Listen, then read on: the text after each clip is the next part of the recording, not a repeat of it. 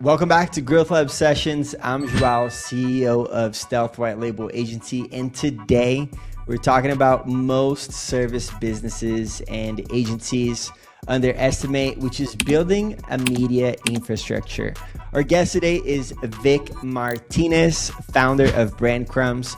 And what makes Vic different is that he spent the last 7 years not just refining a framework to produce content, but to build authority-driven ecosystems. If you look at his websites and his brand, he is showered with testimonials and people that love his work. And he's done amazing content for all of his clients. Check out his page. It's super awesome. You see a lot of his work and it's really beautiful. And now he's taking this framework into a custom GPT to help founders build and launch their own shows with clarity and structure.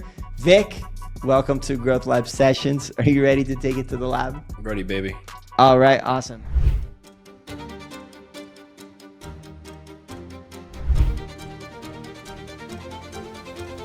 All right, so welcome back to class 2. This is about building and launching without overcomplicating.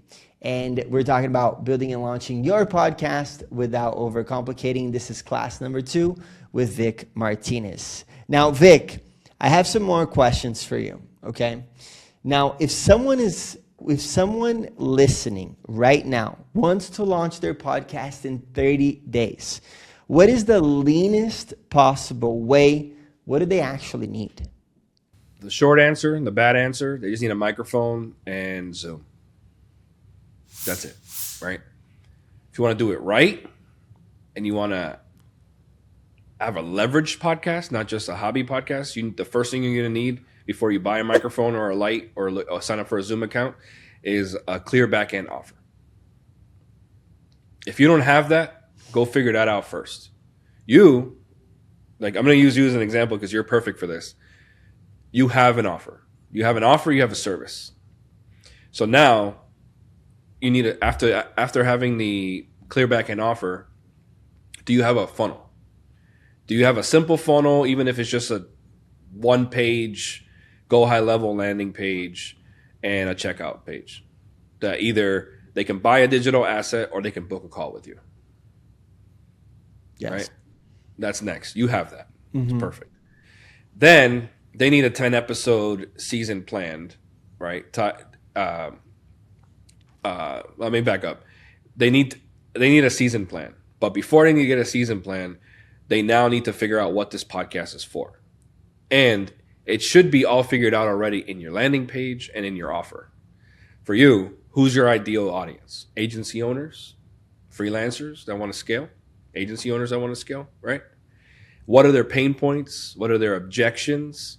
What are they looking for? What are they yearning for every day? Freedom, skydiving, right? While running their business, passive income, right? All that.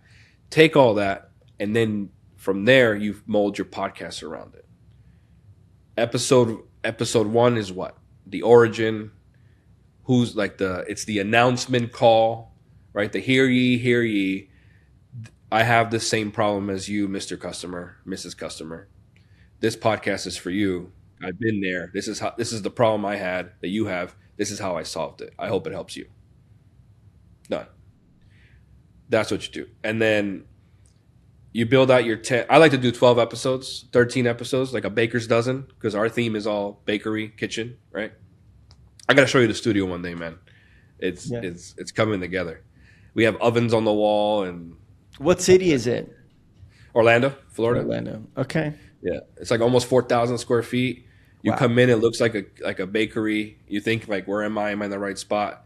There's ovens on the wall. It smells like cookies because we're pumping cookie scent into the room. There's like a Krispy Kreme thing on the wall. There's a butcher's block, cookie racks, aprons on the wall. It's great.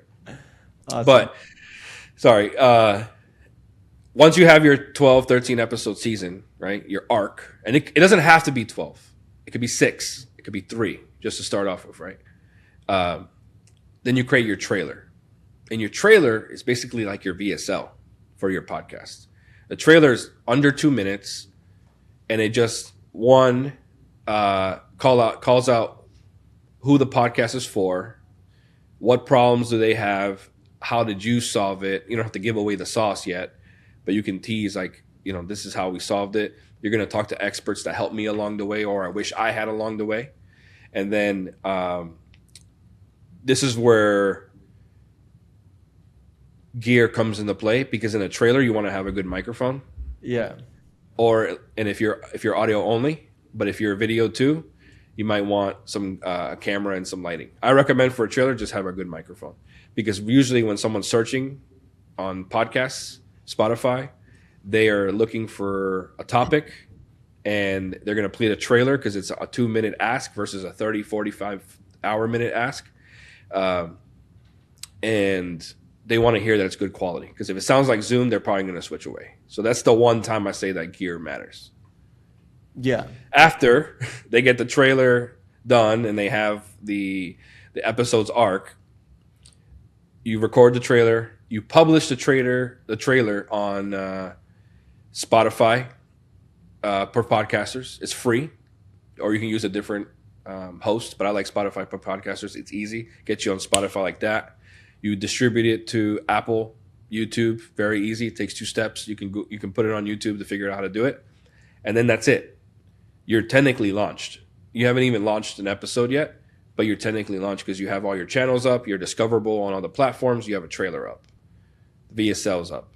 Now you got to go into episodes.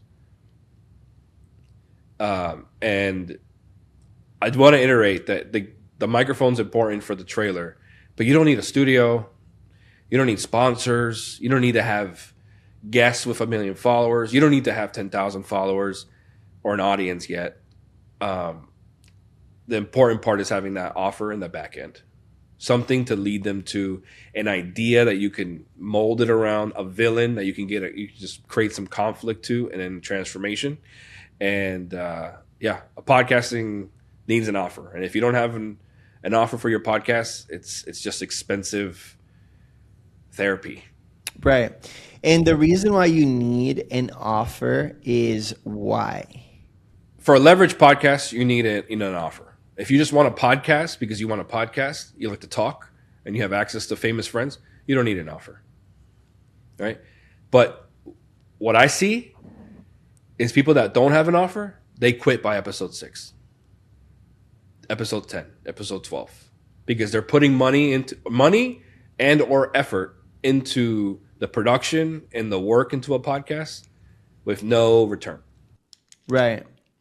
Yeah, I think for myself, the podcast hasn't really paid off. If I were to measure it for a direct ROI, it hasn't really paid off. But I just see it as practice for me to get in front of the camera and speak without a teleprompter. So it helps me think on the spot. It forces me to network and talk to people. So while it hasn't, we're developing a work relationship, right? We've been hanging out. I mean, you've been a client too, but we've been staying in touch with each other. Eventually in the future, we'll refer each other clients, things like that, right? We're building a connection, I would say. And then to that point, sorry to interrupt, I'm glad you reached out and we're doing this because I need to talk to you after this because I need to hire you again. Oh, cool. That's cool. Mm-hmm. Now, I think we'll look at that, guests. We're talking about some business live on the scene. But yeah, I think, for people getting into podcasts, or content in general, it's more of a long play. Because you need to get really good at it. Like, people listening right now, they're not going to know how to build a great offer and a great funnel and everything that's going to be branded. And, we're like marketers, so it's funny you talking about your studio with ovens and everything is thematic because, you're really a brand guy.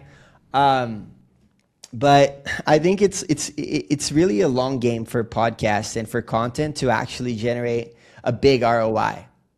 For you to get a lot of impact, you also have to be good in front of the camera. You can have the greatest gear, you can have the greatest team, you can have whatever.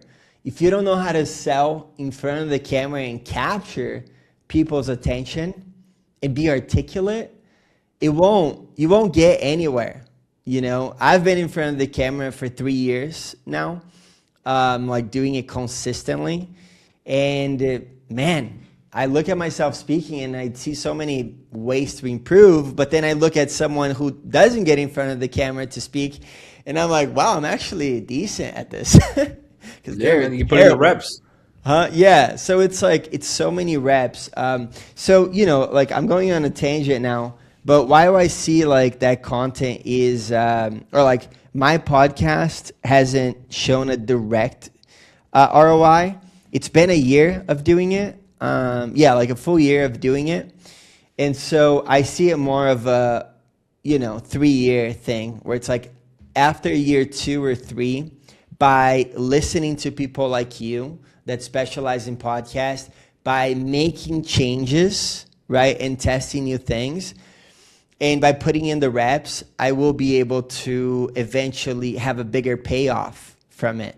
And while it hasn't like been a crazy ROI, it's like ROI that's on the way, right? Like you right now, just like, oh, yo, let's do some more work together, right? Somebody that I talked to like a half a year ago is going to reach out and be like, yo, I just thought of you, and then things start to really build. And so when people are like not building their offer, like people listening to this, if they don't know how to build their offer, if they don't know how to build whatever, it may be hard in the beginning, but I think just trusting and having faith and doing it, eventually you start to learn what you need to have success.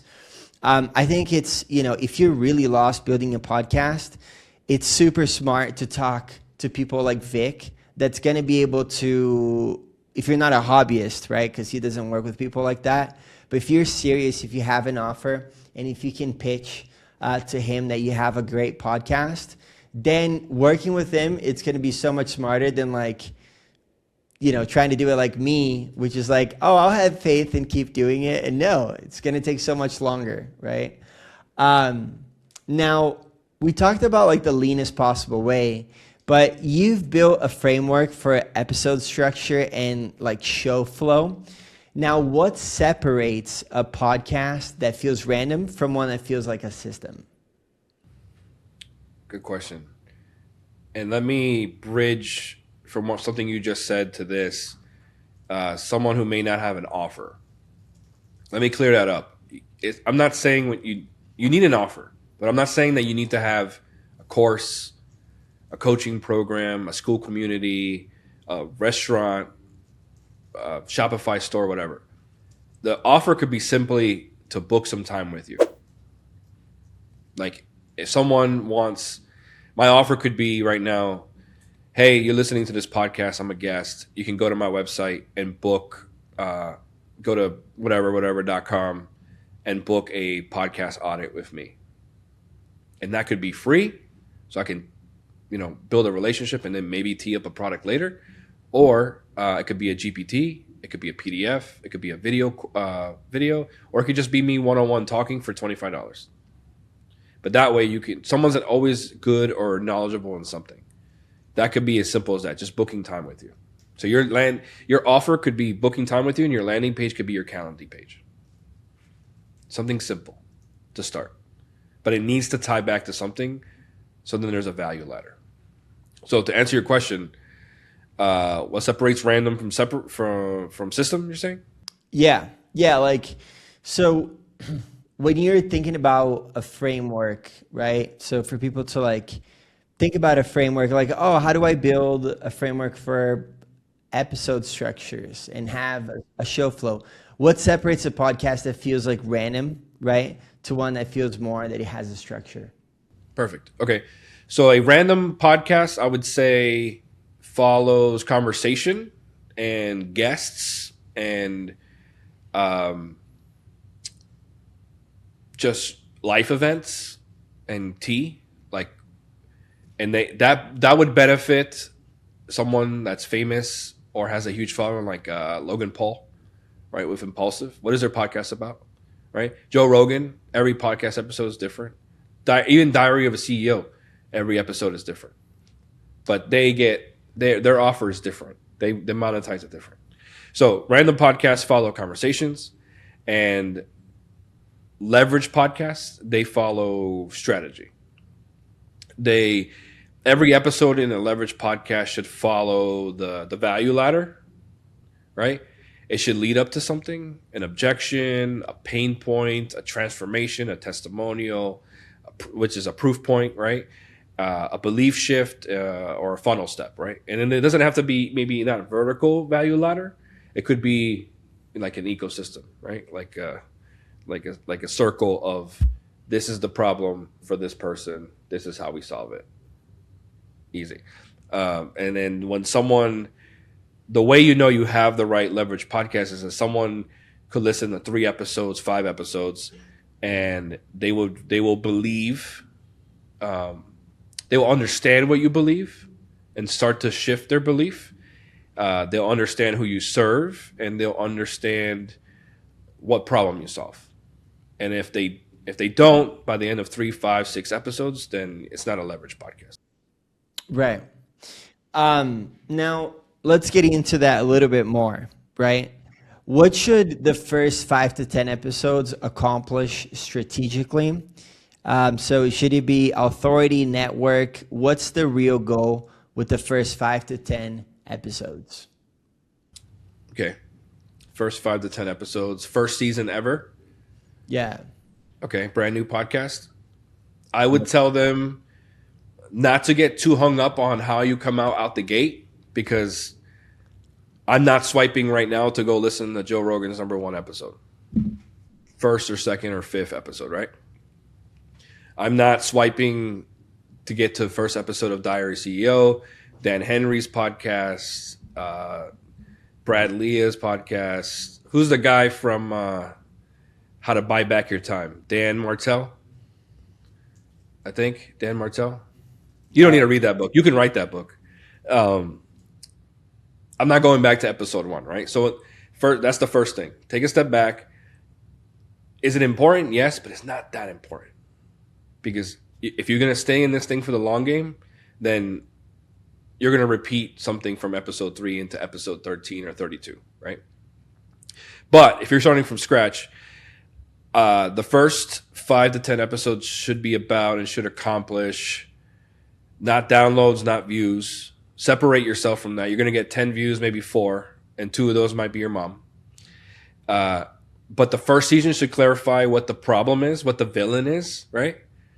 Establish your thesis, your framework, your recipe, right? Bakery, kitchen, and start to warm up the market and connect and build that connecting thread with your audience so you can resonate with them. It should answer the exact objections that your buyer has before buying, right? Like if I know my objections for a home service business is that I've been burnt before by agencies. That's an objection. That's an episode, right? If my client has an objection of pricing, right? Everybody has that. Then you make an episode about value to align with that pricing. Why is this pricing so good? And you're not justifying, you're just telling a story around it, right? And then if someone listens to those first 5 episodes and if they don't understand what you sell, then the show you engineered is incorrect. Okay. And hey, if you're also having some questions, as I'm having some questions while listening to Vic, make sure that you leave it in the comments. Like, what are your questions? Because I have questions that I would like to be answered right now. And so I will make sure that I answer your questions at the end of this podcast. Now, Vic, in terms of the questions that I have for you, now you're giving me a lot more ideas on how to change things around the podcast. And then one question that came to mind is like, if I am breaking these objections that my potential client has, right, as one of like the podcast episodes, how do I do it? Like, do I just invite a guest to talk about it, like another agency owner, and talk about how they break objections? Or do I just do it solo and like, I don't know, make it about me just going through sort of a class? Like, what are the different scenarios? How can they look like? Good question. So you could do it two ways. If it's a leverage podcast, you could do it two ways. If it's a hobbyist podcast, you can go get an expert on pricing, how to price properly, and how to sell. You can get someone like that. But that's going to be mostly about them. If it's a leverage podcast that's going to help you make money and build your audience and help your audience specifically, I recommend if you get a guest, it's someone on your team that is the expert on that specific topic within your funnel or your strategy, or a customer that you've helped, right? Bring them on, and then you can talk about we could talk about scaling. Like, you could have me on, and we can have this whole discussion about scaling and delegating, because I used your offer and your service to help me scale and delegate. So then we can discuss that, and it's two things. Now you have an episode about about scaling and selling and delegating. Sorry. You have an episode about scaling and delegating, which is a pain point. But now you have a testimonial at the same time, and that builds trust. Does that make sense? Yeah, that makes total sense. That's a great idea. Because, dude, like I before you and I met, I hired your company, and I did research. I looked you up online. I looked up your socials. I looked up trying to find reviews. I listened to your podcast, and then I got you guys onboarded me on, and I was able to meet you finally. But that's how we built this relationship. But I did my research. Your clients are going to be doing your research, doing their own research. Yeah, for sure. Yeah, no, that's great. I'm definitely going to take some of those elements and include in my next podcast, interview a client. That's a great idea. But don't do it like, hey, how do we help you do that? If someone's on the fence with working with us, there's a time and place for a raw testimonial. But if you're bringing on a client as a guest, you can discuss this problem of scaling and delegating that all agency owners have. And then they're going to naturally go back to, well, Stealth helped me. Thanks to you guys, and the way you built your company, Joao, is that I can now onboard a client and feel confident that your team will help me, and I'll get more money out of it. Testimonial. Yeah. Go hire Stealth. Yeah, for sure. Sweet. Now, in terms of just to wrap up class 2, and I think if you watch class 1 and you're here in class 2, I'm getting so much more value because it's like the meat of it, right? The first one was more of an introduction, setting the scene. Now, so we wrap up class 2 here. You've taken your entire methodology and turned it into a custom GPT, right? Is this about scale, axis, or systemized thinking? Walk us through that. So I took every once in a while, every quarter or once a year, I try to reflect on the business and how we're serving and seeing if there's any gaps or any improvement areas. And I mapped out our entire customer journey, and we had a product or a service or some type of solution to a person's problem in their journey, except the idea phase. Usually someone comes to us with an idea, and then we help flesh it out. So we develop it, right? But they have to have that idea first. So we kind of did that in our what we call Launch X, which is our launching program. We don't start recording episode 1, 2, or 3 until we've gone through our Launch X program, where it's a flat rate. One time you could do it, you could take it with you, or you can keep working with us, but it gets you everything that you need to develop and flesh out what your podcast is and get you launched. So we take you from got an idea for a podcast to, hey, I'm on Apple Podcasts, artwork, trailer, music, everything developed. But what if they have like an inkling of an idea, but they don't know they need more help there? We didn't have something there. So we took what we brought in what we have in our framework and our recipe for Launch X. And then we worked on it even more for a year to be its own standalone program. And we're like, the best way to serve this is for someone just to talk it out. Right? Like you and me. But I'm like, I can't scale talking to 500 people a year, 500 people a month to do this, but they need help.